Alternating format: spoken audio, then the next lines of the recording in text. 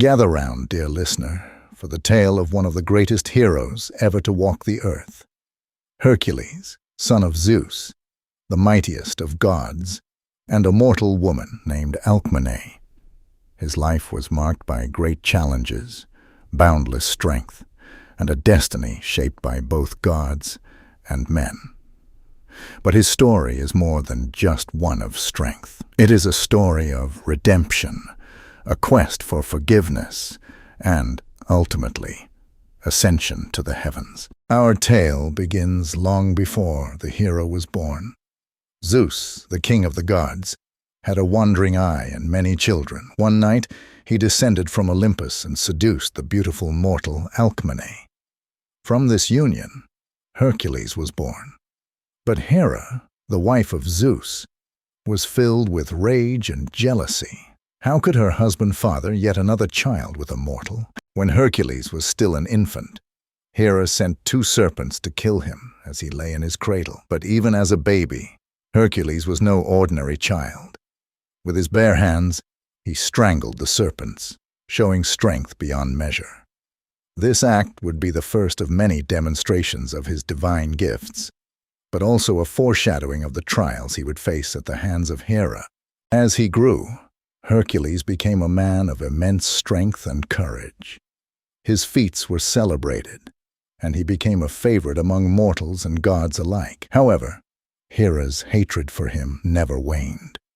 One day, in a fit of madness sent by Hera, Hercules did something unforgivable. He killed his wife, Megara, and their children. When his mind cleared, and he saw what he had done, Hercules was horrified and filled with grief. Desperate to atone for his sins, he went to the oracle of Delphi to seek guidance. The oracle told him that to cleanse his soul, he must serve King Eurystheus, a cowardly and conniving man who hated Hercules. Eurystheus, under the influence of Hera, devised 12 near-impossible tasks, known as the labors of Hercules. And so, our hero's true journey began. Hercules' first task was to slay the Nemean Lion, a monstrous beast terrorizing the land. The lion's hide was impervious to weapons. Undeterred, Hercules tracked the lion to its lair. There, after a fierce struggle, he strangled the beast with his bare hands. With the lion dead, he skinned it using its own claws and wore the impenetrable hide as a cloak, a symbol of his victory. For his second labor, Hercules was sent to the swamps of Lerna, where the Hydra, a 9-headed serpent, dwelt. The Hydra was no ordinary beast. For every head Hercules cut off, 2 more would grow in its place. But Hercules was not alone in this task. His nephew, Iolaus, helped him by cauterizing each neck with a torch after a head was severed, preventing it from growing back. In the end, Hercules buried the Hydra's immortal head under a massive rock and dipped his arrows in its poisonous blood. Hercules' next labor seemed less dangerous, but was no less challenging. He was tasked with capturing the Ceryneian hind, a sacred deer of Artemis, known for its incredible speed. For a year, Hercules chased the deer through the forests until, with great patience and skill, he captured it without harming the creature. This labor required not strength, but wisdom and restraint.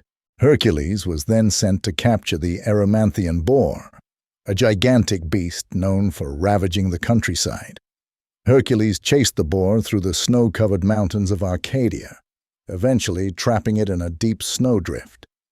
He bound the beast and carried it back to King Eurystheus, who was so terrified at the sight of it that he hid in a jar. For his 5th labor, Hercules was assigned a humiliating task: to clean the Augean stables, home to thousands of cattle, in a single day. The stables had not been cleaned in years, but Hercules, always clever, diverted 2 rivers to flow through the stables, washing them clean in no time. When King Augeas refused to honor his promise of payment, Hercules returned later to take vengeance. In his 6th labor, Hercules faced the man-eating Stymphalian birds. These deadly creatures had beaks of bronze and feathers that could be shot like arrows. They terrorized the people of Stymphalos, and Hercules had to rid the land of them. Using castanets given to him by Athena, he frightened the birds into flight and then shot them down with his arrows. Hercules next sailed to Crete to capture the great Cretan bull, a magnificent yet destructive creature that had been laying waste to the island. Hercules wrestled the bull into submission and brought it back to Eurystheus, who, once again terrified, released the bull into the wild. For his 8th labor, Hercules was tasked with capturing the mares of Diomedes, wild horses that fed on human flesh. Hercules tamed the beasts by feeding them their own master, the cruel king Diomedes. With the horses subdued, Hercules brought them back to his king.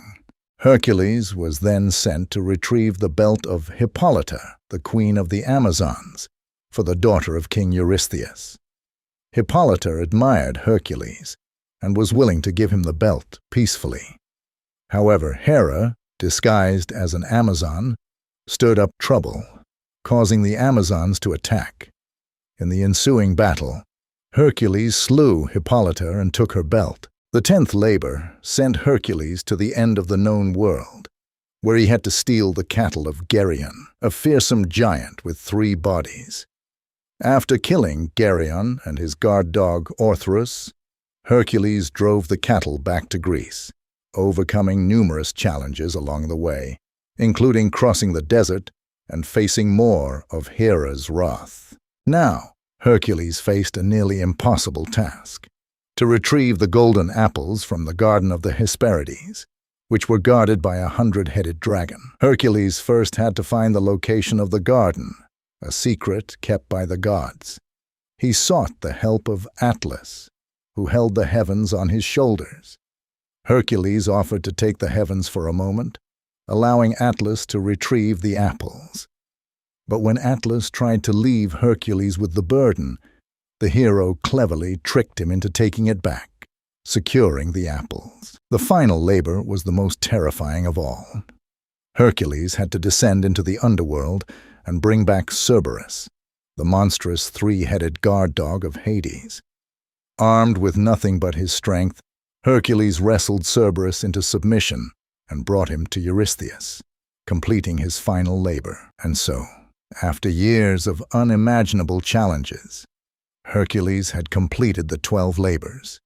He had redeemed himself, cleansed his soul, and proved himself worthy not only to the gods, but to all of humanity. Yet, his life did not end with these labors.